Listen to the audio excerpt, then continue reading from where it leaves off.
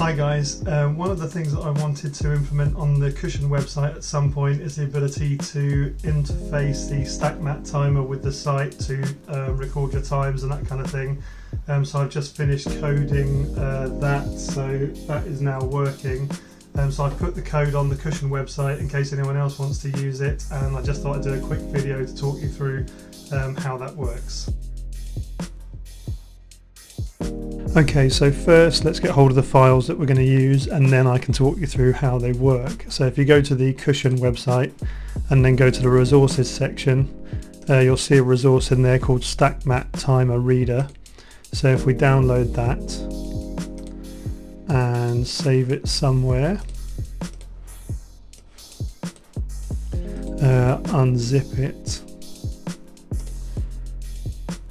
and what you'll see is we've got two files in there. So one is just a web page that I've just put together to show the library working, and then the other is the library itself. So if we open up the web page, the first thing you need to do is allow it to use your microphone. Obviously you need your Stackmat timer connected to your microphone input at this stage, and then if I turn it on and reset it, so it will go green to show you that there is a signal coming in from the Stackmat timer, and then it should just work normally. So that's all okay. So in order to understand how we can read the signal from the Stackmat timer, we need to have a look at what's coming into the microphone input on the sound card. So if we have some kind of audio program like Audacity, or I'm using Cool Edit Pro here because I'm old school, if you record the input with your Stackmat timer plugged in, you'll see you get these packets being sent from the Stackmat timer. So each one of these is a packet that contains bytes of information that have the numbers that are currently being shown on the display, and the status of the timer at the moment, whether it's running or stopped. And so that if we can interpret these packets, then we can present the display and the status on our web page. So while I was digging around trying to understand how to decode this, I came across this website that was extremely helpful. It's currently on the web archive because I guess the page no longer exists, but they had a breakdown there of the information that's contained in each one of those packets. Now it seems to have changed a bit since this was put together, probably because the current Stackmats are actually outputting 3 digits for the milliseconds instead of 2 digits like they were previously. So that needs to be taken into account when you look at what makes up the rest of the bytes of information in each packet. And on that, I did get a lot of help from this library that is currently online called Stackmat.js. I wasn't able to get it to work in its current form, again I think probably because it wasn't looking for the right number of digits, but also the way it was updating seemed to be very kind of hit and miss when I tried to use it, but it was a big help, so thanks to the guys that put that together.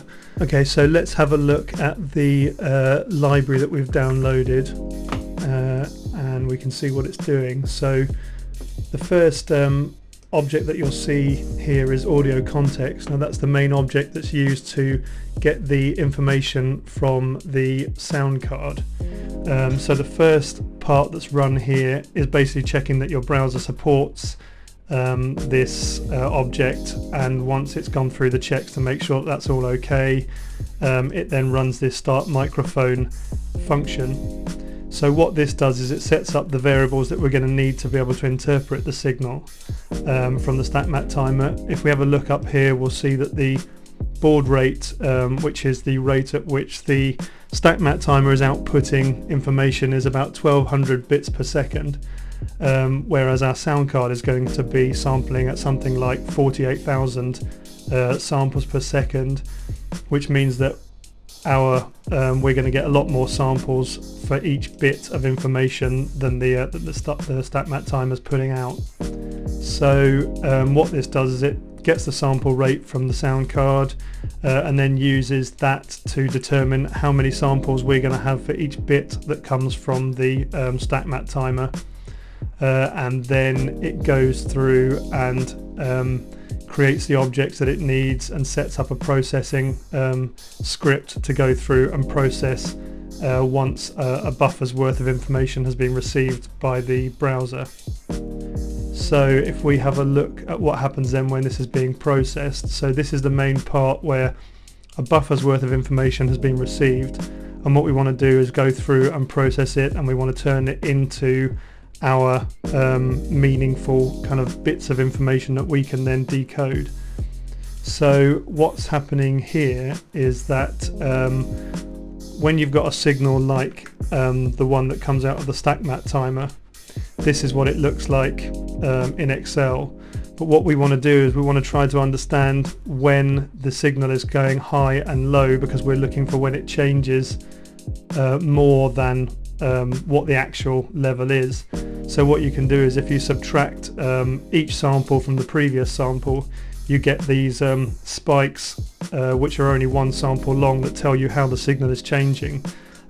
So what you can do then is if you've done this in your loop, you can have a look at when this value goes above a certain threshold to figure out if a change has actually taken place. So that's basically what is happening here. So what we're doing is we're running through, when we get a change that crosses the threshold that we care about, the state is either set high or low depending on whether it's a positive or negative value that's been received. So what we're doing here is we're kind of anchoring the we're anchoring the packet to these breaks. So if you look at the raw signal, which is here,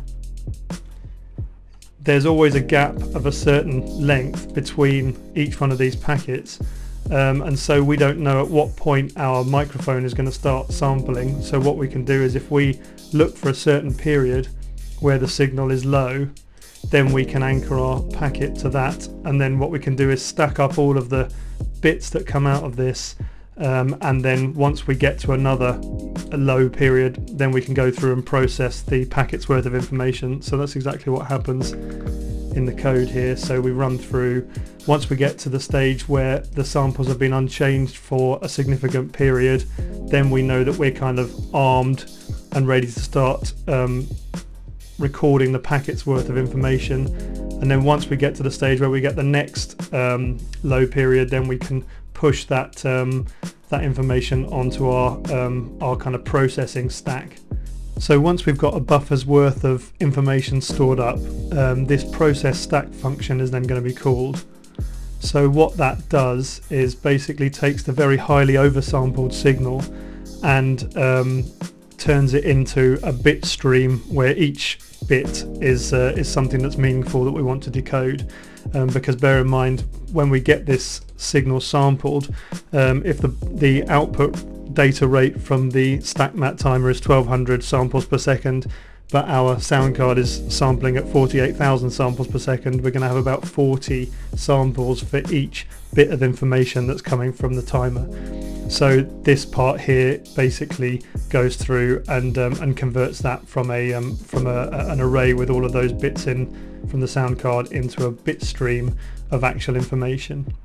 So then the next part here goes through and turns those bits into bytes, each one of which then has something meaningful. So I won't go into it in too much detail, but what it basically does is runs through, stacks up each one of these bits into a byte, and then pushes those onto this data stream array. So once we've got all of those stacked up, this packet received function is called.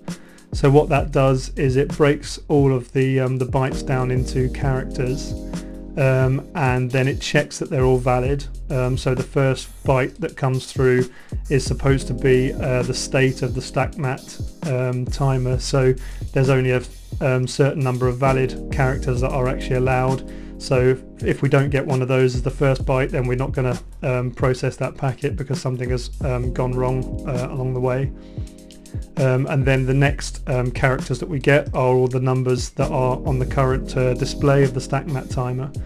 And then once we've checked that all of those are actually valid, what we can do then is kind of package them up, and then we call this this event here, which means that anything that's listening for a change to the Stackmat timer will be alerted that a new bit of information is available from the Stackmat timer. So now if we have a look at the web page, I'm just going to open that up in Visual Studio Code, and let's put it side by side with the library.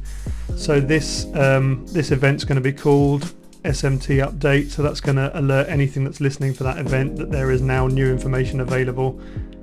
So if we have a look at the web page, at the end here we've got the JavaScript that's running that's going to process this. So it's listening for this event, and then all it's going to do once it receives it is it's going to write in each one of the digits into the table that I've created to display the data, and then it's going to color the dot based on the status that it's received. According to the web page that I was looking at before, there should be a number of different states that are sent by the timer. So whether it's stopped or running, or one hand or both hands are down and that kind of thing. But I couldn't get any of those to be interpreted, so all I've literally got is it stopped or is it timing, and then it just looks at the display to figure out whether it's waiting to start, as in if the display is 0 then it means it's waiting to begin, and then if it's stopped and the display isn't 0 then it knows that it's a time has been completed. So that is pretty much it in a nutshell, and that is how you end up with this. So hopefully that wasn't too confusing, and hopefully you found that interesting in some way. That's about it for this video, but if you've got any questions or anything like that, feel free to leave a comment. I'll be trying to implement this into the Cushion website, and I've got some other ideas that I might have a play around with using the timer. Yeah, so thanks for watching, and I'll see you on the next video.